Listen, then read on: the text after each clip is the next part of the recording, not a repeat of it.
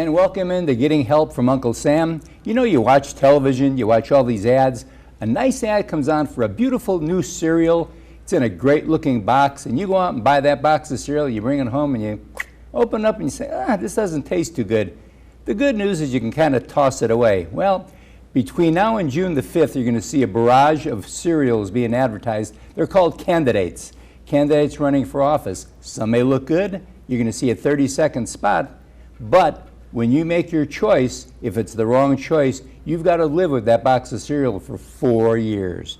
So today I've got with me Baron Coleman. And Baron, you are the host of News and Views, going into your 4th year. Unbelievable. Yeah, our 4th year anniversary will be this July. My goodness gracious. So. And you're also a political consultant and a lawyer, and you've done a lot of things in the political arena long before you came out with the show. Sure. And what I've been impressed when I listen to the show is the fact that you delve into things a little bit deeper than the average person. So I wanted you to come today to be able to let our viewers know that what can they do to find out more about candidates? Well, on the state and local level, as opposed to the presidential level, you can actually reach out to the campaigns. One of the things you can do is actually track down these candidates.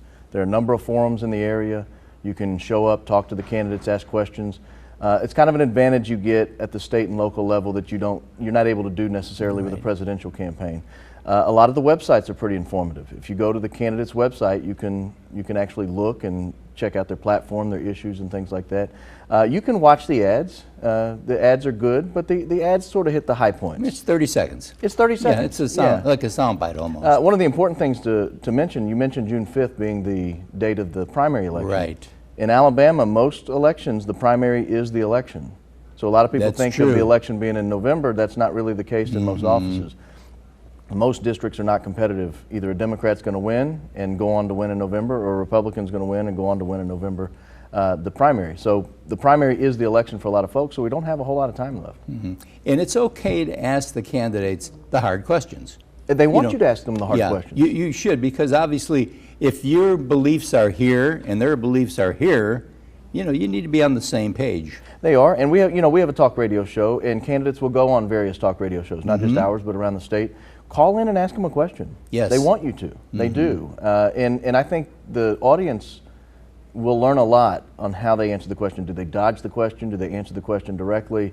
You can learn a lot about a candidate by asking them a decent question. Yes, and of course, realizing the fact that you can leave your phone number and they should call you back. Most candidates will. Yeah. Most candidates will. If they're serious. You're not going to get a K-Ivy to call you back. Correct. But, obviously, she's got other things to do besides.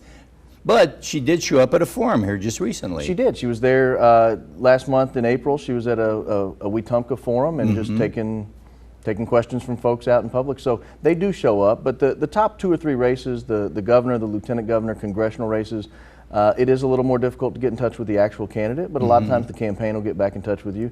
But most people know where they want to go on those big races. It's the smaller races where you really have to delve in, and those are the ones who are usually more accessible. And of course, even on those small races, really most of us don't understand what each one of those positions are, do we?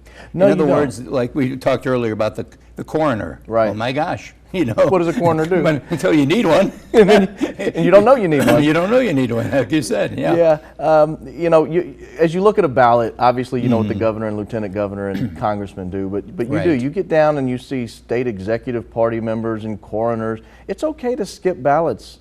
Skip those races if you don't know what's going on in those races. You may be voting for someone that is opposite of everything you believe in if you just eeny, meeny, miny, moe it. So don't be afraid to skip those races. But at the same time, okay, like I think an important one is probate judge. It's very important. It's a very important one, but a lot of times they take it for granted and say, oh, what is it? They don't even know what a probate judge does and how much influence they can have on your life. A probate judge in most counties is the most powerful person in the county. That's right. They control who owns the land, and they can lock you up for mental incapacity. Yes, they can. There's a very, very important position, and a lot of times with a probate judge, you can reach out to those campaigns and talk directly with the probate judge or a representative of the campaign and say, where do you stand on this issue and this issue, and get those questions answered. That's great. And that's the best way to do it. It is. Of course, and even right now, I don't know how many sheriffs, I haven't seen a lot of sheriffs out running right now, But that's a pretty important position also. All 67 sheriffs will be on the ballot Isn't that amazing? this year. Most of them, it looks like to me, are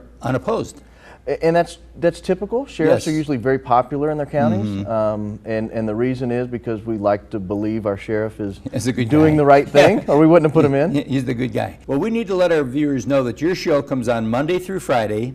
It's 93.1 on your dial. Very easy to In find. Montgomery. It's called WAC, in Montgomery. It's WAC via the call letters, but or you can go online and learn about news and views online also. You can go to newstalk931.com. You can listen live. We have an application on the phone, WACV app. You can check it out on TuneIn Radio. There's no shortage of ways to hear. And it's on Monday through Friday from 9 o'clock in the morning until noon. Until noon. That's right. Until noon. And it's obviously a call-in show. It is. And we get a lot of calls. You get a and lot tough of calls. calls. Well, that's good. And this time of year, we have candidates coming about every day. That's great. And like you say, this is the time you should call and nail it to them. And people are doing it. And That's they should. great. That's great. They should. Well, thank you so much, and thanks for giving us the advice. And remember, it's just about 3 weeks away right now, the primary, which, as Barron mentioned, could be the actual election in most cases. So do your due diligence, do your homework, and then go and vote, because it's not just your right, it's your obligation. And we'll be right back right after this.